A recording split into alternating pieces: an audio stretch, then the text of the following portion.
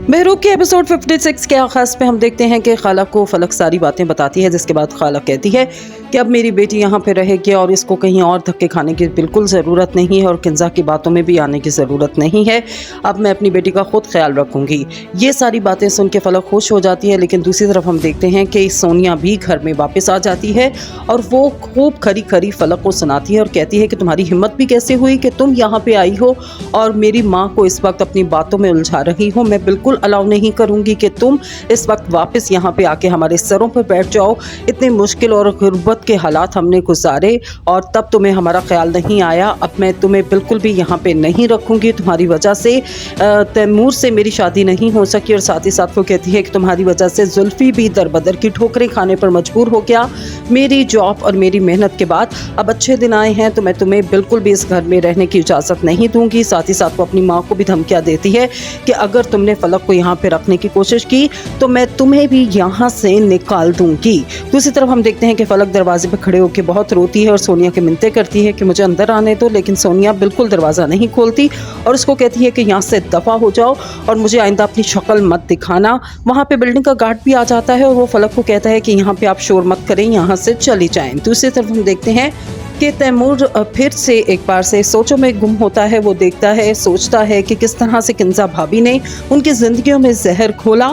इसी दौरान किंजा आ जाती है और किंजा से तैमूर बातचीत करते हुए कहता है कि मैं आपसे खुद माफ़ी मांगता हूँ जो कुछ फलक ने किया और आप पे जो इल्ज़ामात लगाए उन सब के लिए मैं आज आपसे माफ़ी मांगता हूँ, लेकिन आपको फलक को जो है वो माफ़ करना पड़ेगा और फलक और मैं अब इसी घर में रहेंगे, क्योंकि जितना ये घर आपका है उतना ही ये मेरा और फलक का भी है। ये बातें सुन के जो किंजा है वो परेशान हो जाती है कि तैमूर कितना बदल चुका है, उसके कंट्रोल से बिल्कुल आउट हो चुका है।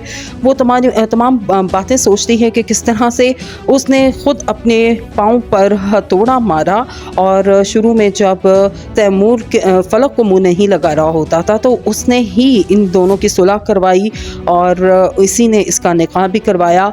ये सब बातें सोच के किंजा जो है वो बहुत ज़्यादा परेशान हो जाती है।